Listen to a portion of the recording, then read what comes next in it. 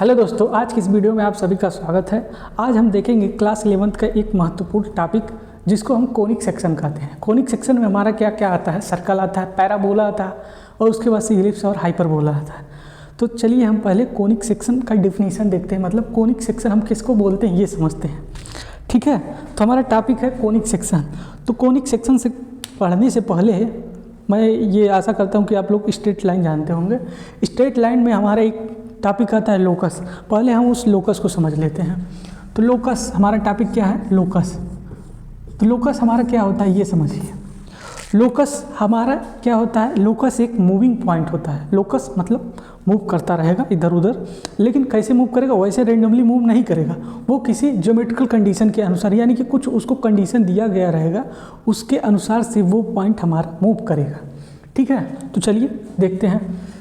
तो ये मान लीजिए हमने एग्जाम्पल लिया एक, यहाँ से मैं लोकस को समझा रहा हूँ, आप अच्छी तरह से समझिए, कोई दिक्कत नहीं है। यहाँ पे मैं क्या कर रहा हूँ, यहाँ पे मैंने एक फिक्स पॉइंट लिया जिसको मैं सी बोल रहा हूँ। अब यहाँ पे हमने एक मूविंग पॉइंट ले लिया जो कि हमारा पॉइंट पी है। ये हमारा मूव कर रहा है। ठीक है, हमारा अभी तो रेंडमली कहीं मूव कर रहा है, लेकिन अब मैं इस पर ज्योमेट्रिकल कंडीशन अप्लाई करता हूँ। मैं क्या कर रहा हूँ, मैं ये कर रहा हूँ कि मैं इनको मूव करने का परमिशन दे रहा हूँ।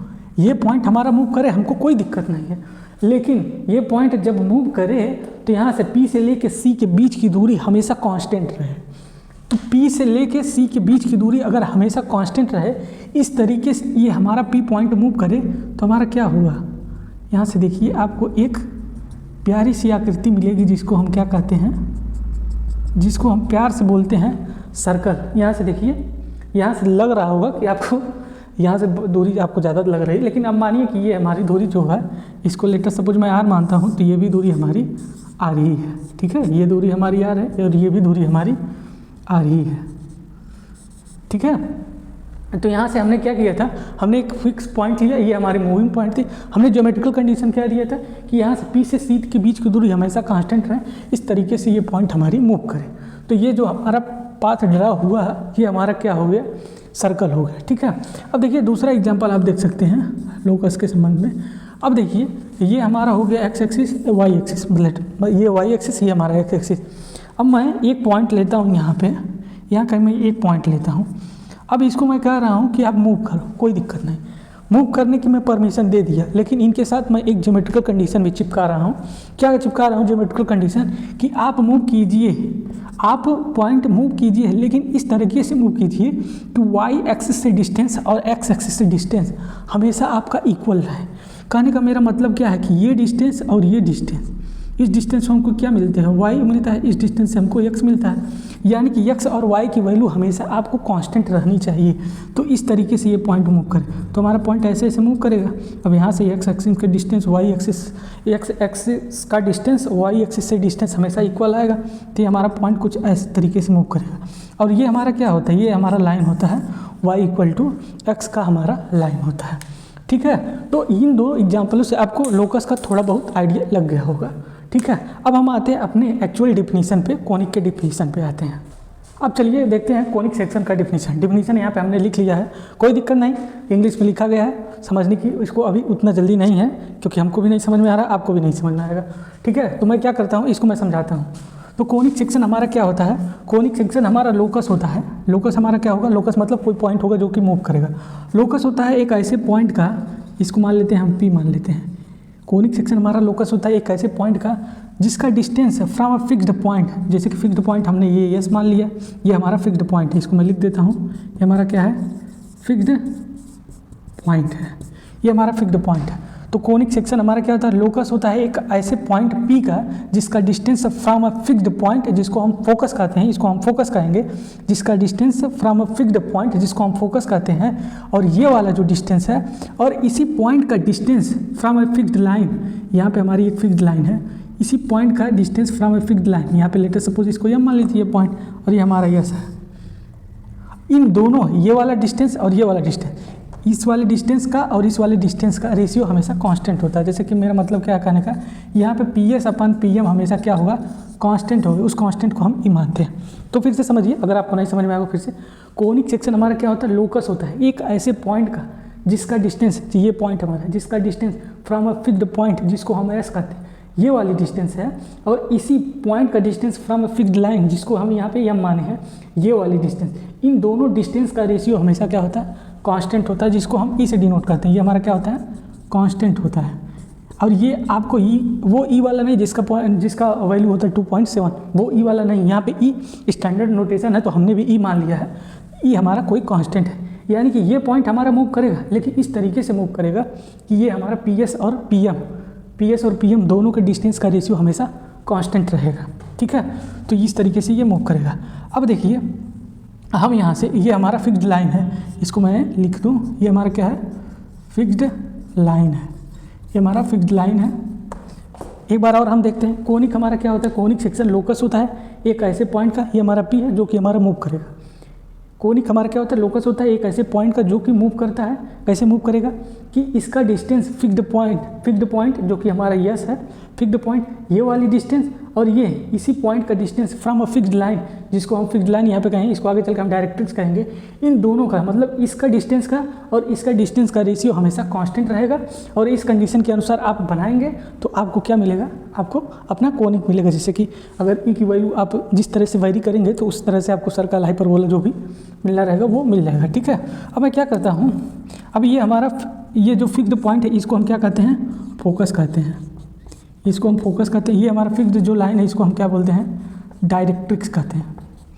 थोड़ा सा प्रोफेशनल नाम है, कोई दिक्कत नहीं, डायरेक्ट्रिक्स कहते हैं। अब देखिए, अब आइए अपने डिफिनीशन पे आइए, ये जो हमने बताया। अब डिफिनीशन हमारा क्या कह रहा है, a conic section is a locus of a point which moves in a such a way that its distance from a fixed point. ये हमारा फिक्स्ड पॉइंट है जिसको कॉल्ड फोकस कहते हैं, कि इस पॉइंट का, ये हमारा पॉइंट मूव करेगा लेकिन इसका distance from a fixed point है, yes, always bears a constant ratio to its distance. मतलब ये वाला डिस्टेंस, और अब देखिए क्या लिखा है, ratio to its distance from a fixed line जिसको हम डायरेक्ट्रिक्स कहते हैं। ये वाली डिस्टेंस और ये वाली डिस्टेंस, दोनों के डिस्टेंस का रेशियो हमेशा क्या होगा, कांस्टेंट होगा। ये हमारा कोनिक होता है। ठीक है, तो यहाँ से आपको डिफिनीशन भी समझ में आएगा। अब मैं क्या करता हूँ कि ये जो हमारा फोकस है, ये यस है ना, अब यहाँ से मैं लाइन ड्रा करता हूँ, ये इस तरीके से मैं एक लाइन ड्रा करता हूँ, इस तरीके से मैं एक लाइन ड्रा किया, जो कि हमारा क्या कर रहा है, ये फोकस से होता हुआ जा रहा है, और डायरेक्ट्रिक्स पे हमारा क्या है, यहाँ पे ये परपेंडिकुलर है, और इसी को हम क्या कहते हैं, एक्सिस ऑफ कोनिक कहते हैं। इसको हम क्या कहते हैं, एक्सिस ऑफ कोनिक, इसको हम एक्सिस ऑफ कोनिक कहते हैं। ठीक है, ये थीटा लग रहा है, इसको ऑफ बना लेते हैं, इसको हम एक्सिस ऑफ कोनिक कहते हैं। अब देखिए ये हमारा कोई लाइन है, तो इसको हम मान लेते हैं, ये हमारा क्या है, एलेक्स हमारा क्या है, ये एक मिनट यार,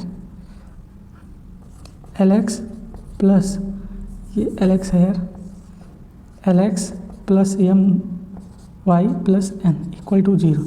ये हमारा एक लाइन है। अब ये हमारा कोई पॉइंट है, इसको मैं मान लेता हूँ x1 कामा y1 मानता हूँ, और ये हमारा मूविंग पॉइंट है जिसको मैं मान लेता हूँ s कामा k मान लेता हूँ। ठीक है, अब देखिए हमको क्या कहा है कि ये हमारा कोनिक बनेगा, लेकिन ये हमारा कंडीशन फॉलो करना चाहिए। यानी कि कोनिक हमारा क्या होता है, लोकस होता है एक ऐसे पॉइंट का जो मूव करता है, कैसे मूव करता है, जिसका डिस्टेंस, इस पॉइंट का डिस्टेंस इस फिक्स्ड लाइन से और इसी पॉइंट का डिस्टेंस फ्रॉम फिक्स्ड लाइन, इन दोनों के डिस्टेंस का रेशियो हमेशा हमारा कांस्टेंट होता है, और इससे जो फिगर बनेगा हमारा क्या होगा, कोनिक होगा। कोई दिक्कत नहीं। तो यहाँ पे हमारा क्या हो जाएगा, यहाँ पे हमारा दिया है PS upon PM equal to e दिया है। अब इसको थोड़ा सा मैं सिंप्लीफाई करके लिखूँ तो PS इक्वल टू हमारा क्या हो जाएगा, EPM हो जाएगा, EPM हो जाएगा ना। अब PS हमारा क्या है, डिस्टेंस ये है, डिस्टेंस ये है। अब इसका डिस्टेंस हम निकालते हैं, तो PS अगर मैं डिस्टेंस निकालूँ तो वहाँ पे डिस्टेंस फार्मूला निकालूंगा, तो h माइनस x1 और उसके वजह से k माइनस y1, तो यहाँ से हमारा क्या हो जाएगा, h माइनस x1 का square plus k minus y1 का स्क्वायर हमारा हो जाएगा। अब यहाँ पे हमारा क्या है, E है, और ये हमारा PM है, तो PM हमारा ये है। अब आप पढ़े होंगे स्ट्रेट लाइन में हमारा ये परपेंडिकुलर डिस्टेंस का हमारा फार्मूला होता है, उसको आप पढ़े होंगे। तो अब हमको ये वाली डिस्टेंस निकालनी है, तो हम क्या करेंगे, ये पॉइंट है और यहाँ से हमने परपेंडिकुलर इस पे डाला है डायरेक्ट्रिक्स पे। अब ये वाला डिस्टेंस कैलकुलेट करने के लिए हम अपना फार्मूला लगाएंगे। तो हमारा फार्मूला का क्या कहता है, D इक्वल टू हमारा क्या होता है, AX1 plus BY1 plus C होता है, और यहाँ पे अंडर रूट में हमारा क्या होता है, A square plus B square होता है। तो यही वाला हम फार्मूला लगाएंगे। ठीक है, तो एक मिनट, ये आपको समझ में आया हो गया होगा, इसको मैं मिटा देता हूँ। तो यहाँ से मैं परपेंडिकुलर डिस्टेंस का फार्मूला लगाता हूँ। तो हमारा क्या हो जाएगा, पॉइंट हमारे क्या है, एच कामा के हैं, और उसके बाद से हमारा लाइन क्या है, ये L X plus M Y plus N है। तो यहाँ मैं क्या लिख सकता हूँ, L H plus M K plus N में लिखूँगा। मॉड के अंदर हमारा हो जाएगा, यहाँ पे अंडर रूट में हमारा क्या हो जाएगा, L square plus M square, और ये हमारा डिस्टेंस था तो यहाँ पे हमारा अंडर रूट भी होगा। अब देखिए ऐसे तो हमारा कुछ होगा नहीं, तो मैं क्या करता हूँ, दोनों साइड स्क्वायर कर लेता हूँ। दोनों साइड जब मैं स्क्वायर करूँगा तो हमें क्या मिलेगा, एच माइनस x1 का स्क्वायर और प्लस में हमारा क्या मिलेगा, k माइनस y1 का स्क्वायर। इसका इतना हुआ, ये हमारा ये हुआ। अभी थोड़ा सा और हमको नीचे लिखना पड़ेगा। तो एच माइनस x1 का square plus k minus y1 का स्क्वायर। अब दोनों सब तरफ स्क्वायर किया हो तो ये हमारा ई स्क्वायर हो जाएगा, और ये हमारा कितना हो जाएगा, मॉड है तो मॉड को जब हम स्क्वायर कर रहे हैं तो मॉड चाहे माइनस दिया प्लस दे तो ओवरऑल प्लस हो जाएगा हमारा। तो ये हमारा क्या हो जाएगा, एल एच हो जाएगा प्लस एम के हो जाएगा प्लस एन, इनका होल स्क्वायर हो जाएगा, और ये हमारा अंडर रूट से फ्री हो जाएंगे, L square plus M square हो जाएगा। ठीक है। अब लोकस में हमारा क्या होता है, जब हम मूविंग पॉइंट को एच कामा के मानते हैं, जब मूविंग पॉइंट को हम एच कामा के मानते हैं, जब हमारा आंसर आने लगता है तो एच कामा के को हम सब्सटीट्यूट कर देते हैं एक्स कामा वाई में। तो मैं यहाँ पे क्या करता हूँ, एच कामा के को सब्सटीट्यूट करता हूँ किस में, इसको मैं चेंज कर दे रहा हूँ एक्स कामा वाई में। तो यहाँ से अगर मैं देखूँगा तो हमारा क्या बनेगा, हमारा बनेगा एक्स माइनस x1 का स्क्वायर प्लस के, यहाँ पे y माइनस y1 का स्क्वायर हो जाएगा, y माइनस y1 का स्क्वायर हो जाएगा, और यहाँ पे हमारा हो जाएगा ई स्क्वायर इंटू यहाँ पे हमारा क्या है, एल एच है, एम के है, यहाँ से हमारा क्या हो जाएगा, L X M Y plus N का स्क्वायर, और यहाँ हो जाएगा L square plus M square हो जाएगा। ठीक है।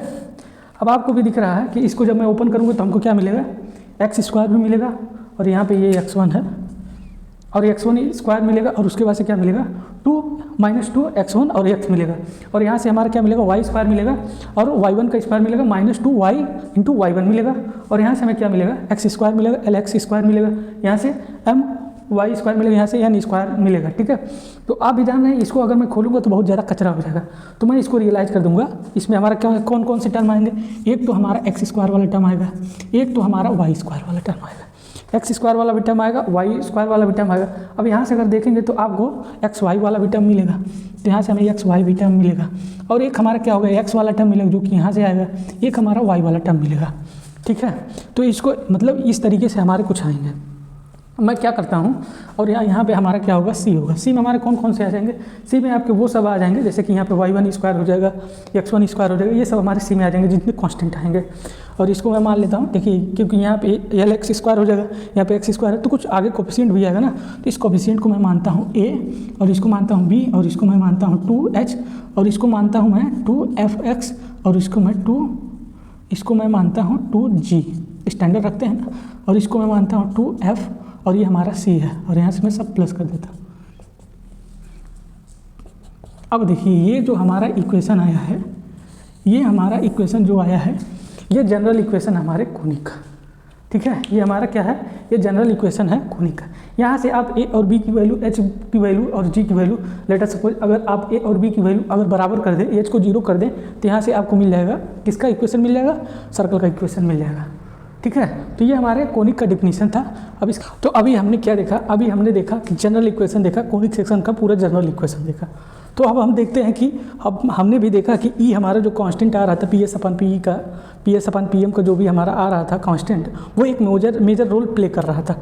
तो हम जानते हैं कि अगर आप ई की वैल्यू को इधर उधर करेंगे तो आपको अलग अलग तरह के कोनिक मिलेंगे।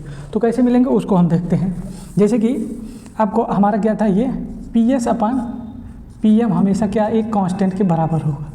ये आपका हमारा कंडीशन था कि पी एस और पी एम अगर कांस्टेंट के बराबर हो रहे हैं तो आपको कोनिक पक्का है मिलेगा। ठीक है यार, इस पे तो नहीं आ रहा। P S upon P M अगर कांस्टेंट है तो आपको कोई ना कोई कोनिक मिलेगा। ठीक है। तो अब देखिए आपको भी दिख रहा है कि इस ई वाले पे डिपेंडेंसी बहुत ज़्यादा है।